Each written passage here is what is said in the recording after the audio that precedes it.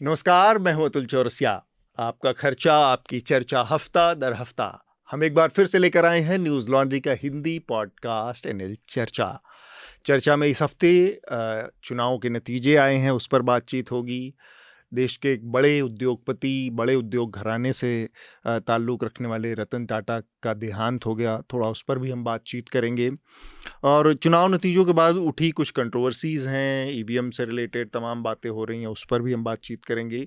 सुर्खियों के बारे में हमारे साथ ही विकास जांगड़ा आपको बताएंगे, लेकिन हमारे साथ आज जो पैनल है, सबसे पहले मैं उसका परिचय आप लोगों से करवा देता हूँ। ऑनलाइन हमारे साथ 2 मेहमान जुड़ रहे हैं। हमारे साथ बलवंत तक्षक जी जुड़ रहे हैं चंडीगढ़ से। बहुत-बहुत स्वागत है सर आपका। शुक्रिया सर। इसके अलावा जम्मू से हमारे साथ रेखा चौधरी जी जुड़ रही हैं। प्रोफेसर हैं, काफ़ी राजनीतिक मसलों पर उनके तमाम लेख अलग-अलग जगहों पर आते रहे हैं। उन्होंने जम्मू कश्मीर की राजनीति को बहुत अच्छे से समझाया है, कई बार कई मौक़ों पर हमारे साथ आज जुड़ेंगी और उनसे हम जो वहाँ के चुनावी नतीजे हैं उस पर बात करेंगे। आपका भी बहुत-बहुत स्वागत है मैम। और स्टूडियो में हमारे साथ हमारे 2 साथी हृदेश जोशी और आनंद वर्धन भी हैं। आप दोनों का भी बहुत-बहुत स्वागत। तो बातचीत आगे बढ़े और विकास जो सुर्खियां हैं उसके बारे में बताएं, उससे पहले मैं आप लोगों से बस 1-2 छोटी-छोटी जानकारियां।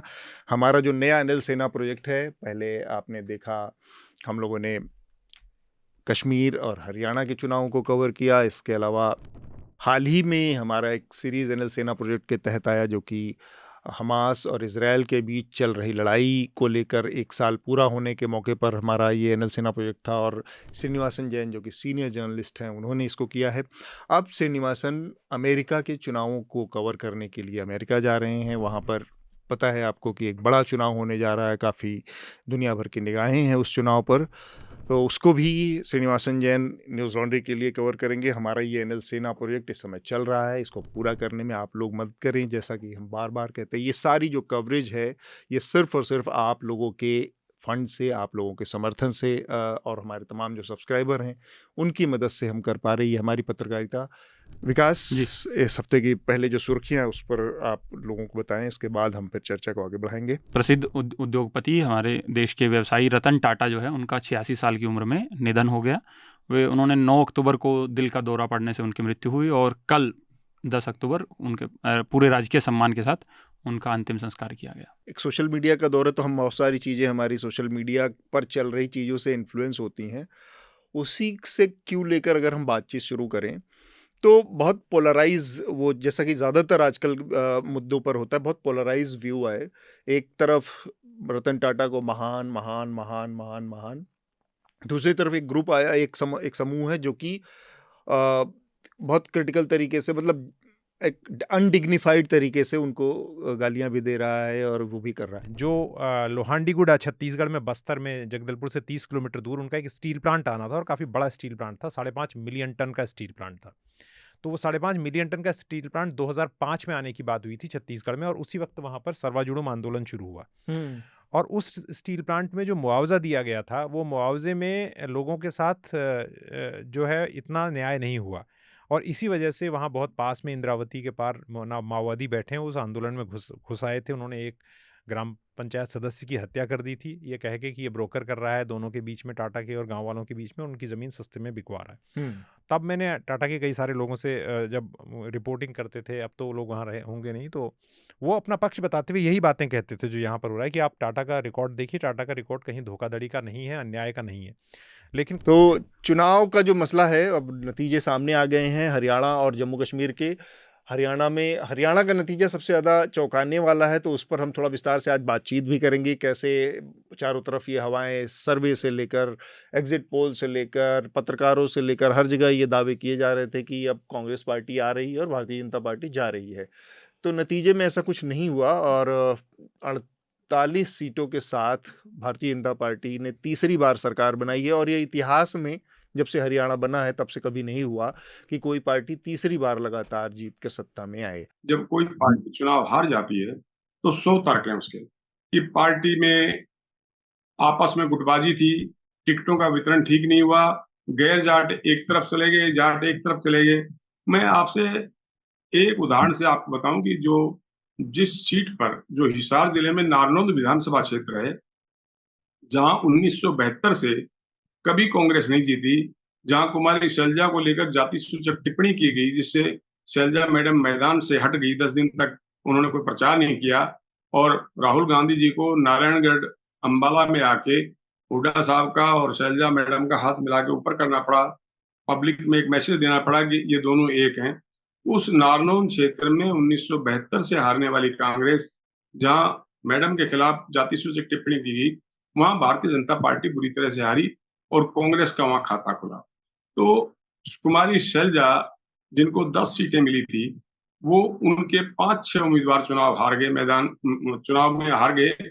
कोई भी जो मुख्यमंत्री पद का दावेदार होता है, उसकी कोशिश रहती है अपने समर्थकों को ज्यादा से ज्यादा सीटों पर जिताने की। उधर हुड्डा साहब को तो सीटें ज्यादा मिली थी और उनको उम्मीद थी कि कांग्रेस बहुमत में आएगी, बहुमत से ज्यादा 46 से ज्यादा सीटें मिलेंगी। लेकिन जो हरियाणा में सिचुएशन थी, वो कहीं पे जम्मू में बीजेपी और कांग्रेस का जो मुकाबला था, वो वैसी सिचुएशन थी। बहुत देर तक बीजेपी जम्मू में चुनाव, JNK में चुनाव इसलिए नहीं करवा रही थी क्योंकि उनको ये कॉन्फिडेंस नहीं था कि जो जम्मू, जो उनका जो मेन जो उनका बेस है, वहां पे वो कंफर्टेबली जीत सकेंगे। बहुत देर से सर्वेस हो रहे थे और हर बार सर्वे में लिखता नजर आता था कि 10 से ज्यादा सीटें नहीं आएंगी। बहुत जबरदस्त एंटी इनकम्बेंसी थी वहां पे भी, जम्मू में भी। तो मैं उसको एक कंपैरेटिव पॉइंट लेके मैं ये कह सकती हूँ कि ऑलमोस्ट सिचुएशन उस रीजन में वो ही थी, बहुत स्ट्रांग रिजेंटमेंट थी। वो रिजेंटमेंट कंटिन्यू कर रही है, अभी आज के दिन में भी वो रहेगी रिजेंटमेंट। बट वो जो है, जो चुनाव सर्वेक्षण या फिर जो ड्राइव इन पत्रकार हैं या फिर और लोगों की और जो अटकलबाजियां जो हैं या आकलन गलत कैसे हुआ, तो एक जो रेखा जी बता रही थी वो महत्वपूर्ण बात है। मैं उसको थोड़ा दूसरे ढंग से रखना चाहूँगा कि एंटी इनकम्बेंसी अपने आप में एक बड़ा फैक्टर है, लेकिन पर्याप्त नहीं होता। तो क्योंकि पॉलिटिकल माइंड जो है वोटर का, उसमें कई चीज़ें होती हैं, लेकिन वो कहेगा सिर्फ एक चीज़ वोट से। उसमें आप किसी से, कोई भी सरकार के प्रति जनरली जो है बहुत कम ही वोटर होते हैं जो संतुष्ट होते हैं। किसी से पूछिएगा तो असंतोष पहले आता है कि भाई ये नई चीज़ है, वो नई चीज़ है, क्योंकि वो स्टेट से उसके एक्सपेक्टेशंस बहुत हैं कि ये भी वो ठीक कर दे। तो वो बताएगा तो बहुत असंतोष, लेकिन वो जब उसका फाइनल कैलकुलेशन है, उसमें कोई एक ओवरराइडिंग फैक्टर पे वोट करे, सबसे बड़ा जो उसको हाँ, डिसाइड जो कर रहा सबसे बड़ा है। तो एंटी इनकम्बेंसी होते हुए भी उसका जो चुनाव का आधार है वो कुछ और हो सकता है। तो क्योंकि पॉलिटिकल माइंड कई चीज़ों से बना हुआ है, कोई एक चीज़ नहीं है। तो इसके कारण भी जो है कई बार जो वोटर रिस्पांस आधारित जो सर्वेक्षण है वो गलत साबित हो जाते हैं। इसमें एक जो बात जुड़ती है वो ये है, जो हमें पिछले कई चुनाव में दिखाई दे जा चुकी है, वो ये कि जब भी कोई पार्टी, किसी भी दल हो, जब वो इस तरह का प्रचार लेके आती है कि अब की बार 400 पार, अब की बार जैसे भूपेश बघेल ने कहा कि 75 पार, अब की बार ये पार, तो उसमें एक ह्यूमन नेचर है। जैसे आपने कहा ना, वोटिंग एक सिंगल एक्ट है, वैसे एक ह्यूमन नेचर भी काम करता है। जिसको टिकट नहीं मिला या जिसको लगता है मेरा टिकट गलत तरीके से कटा, या कुछ और लोग सोचते हैं अब सरकार तो अपन की आ ही रही है, इस बार इसको निपटा देते हैं। ये पार्टी के अंदर हर जगह होता है, ऐसा नहीं है। छत्तीसगढ़ में हार का ही कारण रहा क्योंकि वो भूपेश बघेल की जो नेतृत्व में ये बना दिया गया कि अब की बार तो पार कर ही जाना है। तो उन्हें लगता था ये 90 है, 45-50 तो आ ही रहे हैं, तो 4-5 को निपटाओ। तो ये ह्यूमन नेचर जो है ना, वो बहुत डोमिनेंट है, उसका असर यहाँ उसमें ये भी जो डोमिनेंट कास्ट पैट्रोनाइज होने का उसमें उम्मीद करते हैं, वो थोड़ा फ्लेक्स करने लगते हैं। बहुत फ्लेक्स करते हैं। ये भी एक फैक्टर है कि जीत के कई दावेदार हैं और हारने के बाद जो है फिर कई सारे विश्लेषण हो सकते हैं कई तरीकों से। पर एक जो चीज़ जो सर ने कही, आनंद सर ने, उससे थोड़ा सा मैं एग्री कर रहा हूँ कि इस बार जो माइक्रो मैनेजमेंट है, जो हार जीत है, मुझे लगता है वो वहाँ ज़्यादा हुई है, बजाय इसके कि जिस तरीके से जो कास्ट का हम एंगल बता रहे हैं उसके लिहाज से। उससे मैं इसलिए डिसएग्री कर रहा हूँ कि ये सही है कि जाट डोमिनेंट कास्ट है, हमने देखा भी है, लेकिन बीजेपी ने उसके लिए ज़्यादा काम किया है, बजाय कि जाटों ने जो इस तरीके से काम किया था कि वो दिखा सकें कि और दूसरी जातियों में भय पैदा हो। उन्होंने पॉलिटिकली उनको हाईजैक किया दूसरे तरीके से। जैसे एक बड़ा आरोप ये कांग्रेस पार्टी लेकर आई कि ईवीएम में हेरफेर की गई और ईवीएम को में गड़बड़ी करके ये चुनाव जीता गया है और ये चुनाव के नतीजे हमारी आशा के अनुरूप नहीं है। आरोप प्रत्यारोप वो मेरे ख्याल से पहले भी लगे हैं, आगे भी लगेंगे, और मुझे नहीं लगता कि बैलेट पे वापस जाने वाले हैं लोग। हाँ। मतलब उसमें भी कई समस्याएं हैं बैलेट में, और अब मेरे ख्याल से भारतीय जो चुनाव व्यवस्था है ईवीएम को लेके, जहाँ तक मैं देख पा रहा हूँ अभी पॉइंट ऑफ नो रिटर्न पे है, अब ईवीएम से चलेगा। दूसरी बात है कि कुछ शंकाएं, और एक्सपर्ट्स भी इसमें कई तरह के हो सकते हैं, और कॉन्जेक्चर्स हैं, लेकिन हर जो और कई तथ्य भी होते हैं कि जैसे सांख्यिकी तथ्य, स्टैटिस्टिकल, या फिर आरोप कि ये चार्ज था, वो चार्ज था, लेकिन एक जो पारदर्शी व्यवस्था है जिस पे सवाल आ रहे हैं बार बार, उसके लिहाज से जैसे हमने एक वीडियो भी देखा था, मध्य प्रदेश का एक वीडियो आया था, वो लड़का अंदर खड़े होकर 10 बार बटन दबा दे रहा है। ईवीएम ने तो वोट काउंट कर लिया कि 10 बार पोल हो गए, आदमी अंदर पर एक ही ये गया था। ईवीएम में गड़बड़ी नहीं है तो ये नहीं, लेकिन वो जब रूटीन में जब मैकेनिज्म कहेंगे में तो वो उसको जब हाँ तो वो कहेंगे कि यहाँ पर ईवीएम में लेकिन रिगिंग है। इलेक्शन कमीशन की भूमिका इंपॉर्टेंट है कि हाँ, क्यों तो इलेक्शन कमीशन ने वहां पर बाईपोल नहीं जी करा, तो रीपोल वो नहीं कराया। पारदर्शिता का जब जिक्र आता है, तो वो चाहे एडीआर वाले हों या सुप्रीम कोर्ट तक जब मामला जाता है, और ये बार बार कहा भी जाता है कि आप पर्चियां काउंट कर लीजिए, बाकी चीज़ें कर लीजिए, तो सुप्रीम कोर्ट से भी वहाँ उस तरीके की मुझे लगता है अब तक चीज़ें हो पाई। तो वो ज़्यादा बड़ी समस्या है मुझे लगता है, ईवीएम के बजाय पारदर्शिता की तरफ इनको बढ़ना चाहिए। जो विकास ने बात की कि अगर बूथ ही पूरा कैप्चर हो रहा है और उसमें बटन कोई किसी का दबा रहा है, मैंने ऐसा नहीं कह रहा हूँ कि ऐसा हुआ है, पर जो स्थिति, जो एक सिनेरियो हम कंसीडर कर रहे हैं कि बटन ही अगर एक पर्टिकुलर पार्टी का दब रहा है, तब जरूर होता है, उसे हम कहते हैं बूथ कैप्चरिंग। तो चुनाव आयोग ने जो है उसकी भाषा, उसका टोन बोलने का, कई बार ऐसा होता है जैसे लोगों में विश्वास पैदा होने के बजाय शंका पैदा हो रही, उसको ऐसा लग नहीं रहा है कि ये वास्तव में एक इंडिपेंडेंट रोबस्ट संस्थान है। होना एक चीज है, दिखना एक चीज है। लोकसभा दिखना भी चुनाव है, में बहुत मतलब बार जैसे ऐसा हाँ, हुआ। हाँ हाँ, दिखना भी बहुत जरूरी है ना, कि आपकी भाषा और आपका वो क्या है।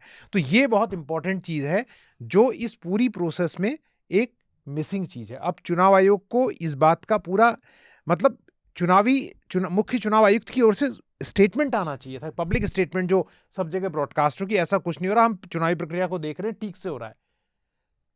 तो ये चीज जो है ना, हम जम्मू के ऊपर आते हैं। जम्मू के नतीजों ने भी थोड़ा सा चौंकाया है। जो वहाँ पर रहने और जो सर्वे थे वो हंग असेंबली की तरफ इशारा कर रहे थे।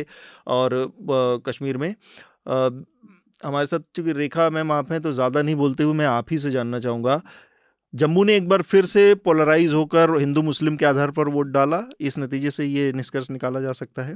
ये पोलराइजेशन आज की नहीं है, आप 2008 से देख लीजिए, वो आहिस्ता आहिस्ता पोलराइजेशन जो है वो शुरू हो रही थी। 2008 में जो फर्स्ट टाइम बीजेपी को एक बल्क वोट मिला था, जो कि जेएनके में 3 से ज्यादा सीट भारतीय जनसंघ और उसके बाद बीजेपी को नहीं आती थी। बट मिलिटेंसी का जो इम्पैक्ट हुआ, मिलिटेंसी ने जो, और मिलिटेंसी का बहुत बुरा जम्मू के रीजन में इम्पैक्ट हुआ, स्पेशली 90s में बहुत सिलेक्टिव किलिंग्स हुई और लोगों ने उस समय रिस्पॉन्ड नहीं किया। कोई वो बहुत प्रोवोकेटिव किलिंग थी कि सिलेक्टिवली आइडेंटिफाई करके, जैसे बारात जा रही है तो आइडेंटिफाई करके ये हिंदू है, उनकी किलिंग की मिलिटेंट्स ने। और उसका ये एक शायद पर्पस था कि शायद ये एरिया जो जम्मू का रीजन है, it's very different from Kashmir, और यहाँ पे मिक्स पॉपुलेशन है, तो it will lead to communalisation of politics. वो तब नहीं हुआ। उल्टा ऑन द कंट्री आप देखेंगे कि जम्मू में नहीं, मेरे ख्याल से भाजपा जो है अपने प्रदर्शन से निराश नहीं होगी जम्मू एंड कश्मीर में। उसका वो जितना जम्मू में उसने ऑलमोस्ट अपने बेटर ही किया। जो जम्मू कश्मीर में 370 के एब्रोगेशन के बाद जो भाजपा जो है एक एडमिनिस्ट्रेटिव स्टेट के तौर पे उसे देख रही, और उस समय जो डे टू डे अफेयर्स जो मैनेज करना, जो day to day fire fighting करना, उसका परिदृश्य ये है वहाँ। और बड़ा पिक्चर, बिग पिक्चर जो है वो उसके तौर पे नहीं वो ले रही है, क्योंकि जम्मू कश्मीर उसके लिए नेशनल मैसेजिंग का मंच है। जम्मू कश्मीर की बिल्कुल ठीक बात। हाँ, तो जम्मू कश्मीर को एक प्लेटफॉर्म बना के जो लार्जर नैरेटिव नेशनल स्टेज पे देना है। जम्मू कश्मीर का राजनीतिक इस्तेमाल भाजपा के लिए वो है। मुफ्त में बस इतना ही। अगर आप पूरी चर्चा सुनना चाहते हैं तो न्यूज़ लॉन्ड्री को सब्सक्राइब कीजिए, और सबसे बेहतर तरीका यह है कि आप हमारे ऐप पर इस पॉडकास्ट को सुने, और तमाम हमारे जो पॉडकास्ट हैं उसको हमारे ऐप पर सुने। यह गूगल प्ले स्टोर और एप्पल स्टोर पर सब जगह उपलब्ध है। न्यूज़ लॉन्ड्री किसी भी तरह का विज्ञापन नहीं लेता, ना किसी राजनीतिक दल का, ना किसी सरकार का, ना किसी कॉरपोरेशन का। हम सिर्फ और सिर्फ कोशिश करते हैं कि पब्लिक इंटरेस्ट का जर्नलिज्म करें, पब्लिक जनहित की पत्रकारिता करें, और इसके लिए लोग इसमें इन्वेस्ट करें, लोग पत्रकारिता में निवेश करें। उसका तरीका है सब्सक्रिप्शन।